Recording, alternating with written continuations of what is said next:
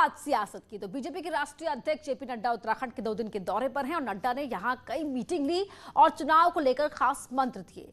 JP Nadda ने मुख्यमंत्री के साथ सभी मंत्री, विधायक और सांसदों की मीटिंग ली, जिसमें उन्होंने मंत्री और विधायकों से अपने क्षेत्रों के बूथ स्तर तक जाने को कहा। नड्डा ने कहा कि कार्यकर्ताओं का मनोबल बढ़ाना जरूरी है।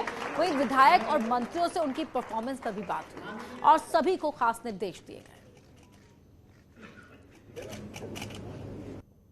बैठक में बूथ स्तर तक कैसे मजबूती प्रदान हो उसके संबंध में उनका मार्गदर्शन हुआ है और निश्चित रूप से उनके इस मार्गदर्शन से, इस दौरे से हमारे सभी कार्यकर्ताओं में, सभी पदाधिकारियों में और संगठन में काम करने वाले अति महत्वपूर्ण सभी लोगों में एक नई ऊर्जा और उत्साह का संचार हुआ है। 22 का चुनाव बिल्कुल नजदीक है, तो उसमें किस प्रकार की हमारी रणनीति होनी चाहिए, क्या हमारे विभिन्न कार्यक्रमों के आयाम होने चाहिए, किस प्रकार से जनता से अधिक जुड़ा जा सकता है, किस प्रकार से हम लोग और अधिक एक्टिवेट हो सकते हैं, वो सारी दिशाओं में जो है मार्गदर्शन प्राप्त होता है। कुल मिलाकर के 4 वर्ष 4-5 महीना जो बीता है, इसमें पार्टी ने सरकार ने क्या काम किए, उन सरकारों की समीक्षा और मंत्रियों के कार्यों की समीक्षा करना एक अच्छा स्टेप है और समय समय पर ये समीक्षाएं होनी भी चाहिए।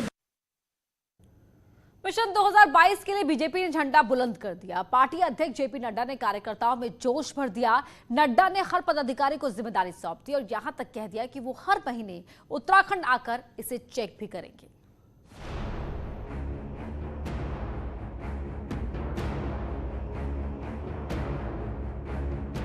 हरिद्वार में बीजेपी के राष्ट्रीय अध्यक्ष जेपी नड्डा ने चुनावी पाठशाला लगाई और नड्डा की इस क्लास में विधायक और मंत्रियों को छोड़ बीजेपी के सभी प्रमुख नेता शामिल थे। प्रदेश अध्यक्ष और मुख्यमंत्री के संबोधन के बाद नड्डा की पाठशाला शुरू हुई, जिसमें नड्डा ने पार्टी कार्यकर्ताओं को सीधे काम सौंप दिए। प्रदेश के पदाधिकारी 15 दिन जिलों में जाकर रहेंगे, जिला अध्यक्ष मंडलों में जाकर काम करेंगे तो मंडल अध्यक्ष बूथ लेवल पर पहुंचकर प्रवास करेंगे और इसका बाकायदा वीडियो और फोटो भी संगठन को उपलब्ध कराना होगा। नड्डा ने सितंबर तक सभी पन्ना प्रमुखों को बनाने का निर्देश भी दिया है। हमारे राष्ट्रीय अध्यक्ष नड्डा जी ने हमें मंत्र दिया है कि हमें सभी कार्यकर्ताओं को अपनी सक्रियता को और अधिक तेज करते हुए बूथ समितियों तक जाकर, शक्ति केंद्रों तक जाकर अपने राष्ट्रीय नेतृत्व द्वारा, नरेंद्र मोदी जी द्वारा और अपने मुख्यमंत्री जी द्वारा किए जा रहे कार्यों को बहुत अच्छे ढंग से जनता के बीच में रखना है। मंत्रियों के साथ बहुत छोटी छोटी चीज़ों को, कार्यकर्ता का प्रवास, रात्रि प्रवास, पन्ना प्रमुख, बूथ की इकाई, शक्ति केंद्र, इतनी छोटी छोटी बातों को लेकर के अपने चुनाव पूर्व की तैयारियों के लिहाज से बहुत अच्छे टिप्स हमको दिए। निश्चित रूप से कार्यकर्ताओं का मार्गदर्शन किया। नड्डा की पाठशाला में वोटर्स को ध्यान में रखकर रणनीति बनाने को कहा गया और जो बीजेपी का परंपरागत वोटर नहीं है उस पर फोकस करने का मंत्र दिया गया। जिला अध्यक्षों को अपने इलाकों को प्रभावित करने वाले मुद्दे और प्रभावशाली लोगों की लिस्ट बनाने तक का निर्देश दिया गया। माननीय राष्ट्रीय अध्यक्ष ने कुछ काम निश्चित किए हैं प्रदेश पदाधिकारियों, जिला प्रभारी और जिला अध्यक्षों के लिए, और उसकी महीने में रिपोर्टिंग होती रहेगी। और हम समझते हैं कि पूरी भारतीय जनता पार्टी को आज उत्तराखंड को जो आज ऊर्जा मिली है, इस ऊर्जा का संचार नीचे तक हुआ। करीब 1.5 घंटे तक जेपी नड्डा ने पार्टी नेताओं को चुनावी मंत्र दिए और साफ कर दिया कि वो हर महीने उत्तराखंड आएंगे और प्रोग्रेस रिपोर्ट भी देखेंगे। न्यूज़ 18 के लिए हरिद्वार से पुलकित शुक्ला के साथ सुनील नवप्रभात की रिपोर्ट। जेपी नड्डा के उत्तराखंड पहुंचने पर सीएम पुष्कर सिंह धामी ने अपनी 45 दिन की सरकार का रिपोर्ट कार्ड भी नड्डा को सौंपा। रिपोर्ट कार्ड के इस बुकलेट में 70 उपलब्धियां रही तो वहीं 15 बड़ी घोषणाओं को भी शामिल किया गया। धामी सरकार के कार्यकाल को इसमें दिखाया गया, जिसमें मुख्य उपलब्धियों के तौर पर कोविड-19 से प्रभावित पर्यटन सेक्टर को 200 करोड़ का राहत पैकेज, चिकित्सा क्षेत्र के लिए 205 करोड़ का पैकेज, वीर सैनिकों के आश्रितों को 10 लाख का अनुदान बढ़ाकर किया, 15 लाख का ब्यौरा शामिल रहा। कहने के लिए तो वो 200-300 हो चुके हैं, जितने अगर हम उसको लिपिबद्ध करें तो जो 70 जो महत्वपूर्ण थे, थोड़ा सा जो पूरे प्रदेश के लिए थे, उनको हमने एक, क्योंकि यहाँ संगठन के सभी हमारे पदाधिकारी गण आए हैं और सब विधायक हैं, सांसद गण हैं, जिला अध्यक्ष हैं, उनके मोर्चों के अध्यक्ष, महामंत्री हैं, उनकी जानकारी में आ जाए उनके लिए रखा था और आप लोगों को भी दे दिया कि आप लोगों के माध्यम से ही पहुँच जाएगा। बीजेपी के राष्ट्रीय मीडिया प्रमुख और राज्यसभा सांसद अनिल बलूनी भी आज हरिद्वार पहुंचे। अनिल बलूनी ने कहा कि उत्तराखंड को लेकर बीजेपी संवेदनशील है और बहुत जल्द गृह मंत्री के अलावा खुद प्रधानमंत्री भी राज्य का दौरा करेंगे और पार्टी पूरी शक्ति और गंभीरता के साथ चुनाव लड़ने वाली है। बलूनी ने कांग्रेस के साथ साथ आम आदमी पार्टी पर भी निशाना साधा और उत्तराखंड को आध्यात्मिक राजधानी बनाने के आम आदमी पार्टी के दावे पर कहा कि केजरीवाल कभी वादे पूरे नहीं करते, वो सिर्फ झूठ बोलते हैं, लेकिन देवभूमि में झूठ बोलने वालों का बुरा हाल होता है।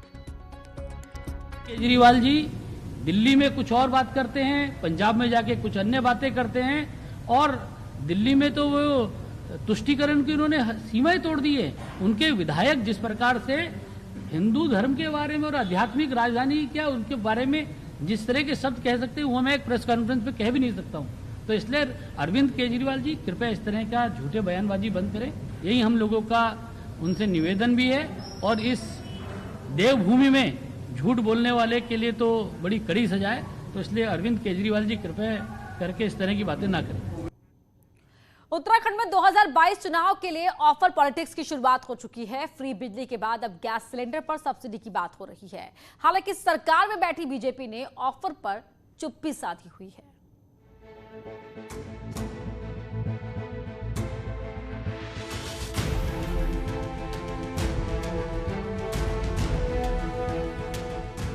दिल्ली के सीएम केजरीवाल और कांग्रेस के पूर्व सीएम हरीश रावत ने फ्री बिजली देने की होड़ लगी है, जबकि 100 यूनिट बिजली की बात करने वाले ऊर्जा मंत्री हरक सिंह अब बिल्कुल चुप हैं। वहीं बिजली के बाद हरीश रावत ने गैस सिलेंडर पर हर महीने 200 रुपए सब्सिडी का ऑफर दिया है। बीजेपी का कहना है कि सत्ता पाने के लिए हरीश रावत कुछ भी बोले जा रहे हैं। हरीश रावत जी किसी प्रकार से बिना सत्ता के इस तरह कर रहे हैं कि जैसे बिन पानी की मछली करती है, पूरी तरह से कुछ भी बोल देना, चुनाव के लिए कुछ भी झोंक देना, वे सब प्रयास कर रहे हैं और यह प्रयास वे पिछले चुनाव में भी कर चुके हैं। आपके यहाँ हरिद्वार की जनता ही उनको हरा चुकी है, तो मुझे नहीं लगता कि पिछले 5 साल में 3 चुनाव हारने के बाद वे और जितनी घोषणा करें उसका लाभ उनको नहीं मिलने वाला है। हरीश रावत को कॉन्फिडेंस है कि उनके पास 200 यूनिट बिजली देने का भी प्लान है और गैस सिलेंडर पर 200 रुपए की छूट देने का भी। वहीं हड्डा का कहना है कि जो बीजेपी बिना बजट के सब्सिडी तक नहीं दे पा रही, वो क्या बात करेगी। बीजेपी ने कुछ बोलने की कोशिश की, लेकिन उनके पास कोई गणित ही नहीं है। उन्होंने राज्य की अर्थव्यवस्था को इतना चौपट कर दिया है कि किस मुंह से कहें। अभी उन्होंने जिन 1-2 सब्सिडीज की घोषणा की है, उनके अंदर भी उनको मालूम है कि वित्तीय व्यवस्था है ही नहीं, बल्कि जो वो कहे जा रहे हैं उसको आगे आने वाले दिनों में कांग्रेस की सरकार को पूरा करना पड़ेगा। आम आदमी पार्टी उत्तराखंड में 300 यूनिट बिजली फ्री देने का ऑफर देकर चुप हो गई, लेकिन कांग्रेस ने 2022 चुनाव से पहले जनता को लुभाने के लिए ऑफर्स की बरसात कर दी है। पर देखना होगा कि सरकारी नौकरी से लेकर सस्ते सिलेंडर के ऑफर को जनता कितना सीरियसली लेती है। दीपांकर भट्ट, न्यूज़ 18, देहरादून। उत्तराखंड में कड़े भू कानून की मांग जोर पकड़ती जा रही है। कांग्रेस सदन के उपनेता करण माहरा का कहना है कि मॉनसून सत्र में कांग्रेस इस मुद्दे को उठाएगी और भू माफियाओं को रोकने के लिए जरूरी है कि उत्तराखंड में हिमाचल प्रदेश की तर्ज पर भू कानून बनाया जाए। उन्होंने कहा कि अगर बीजेपी सरकार ने ये काम नहीं किया तो कांग्रेस सत्ता में आने पर भू कानून बनाएगी। साथ ही उन्होंने देवस्थानम बोर्ड पर चर्चा की भी मांग की। इन्होंने किया है और आने वाले समय में हम लोग बिल्कुल पक्के रूप से इस बात को कह सकते हैं कि हिमाचल की तर्ज पे और भी कुछ स्टेट्स में जो इस तरह के कानून उनकी स्टडी करके रिसर्च बेस्ड कोई कानून उत्तराखंड में लाया जाएगा जो उत्तराखंड के हित में होगा। उत्तराखंड कांग्रेस चुनाव अभियान समिति के चेयरपर्सन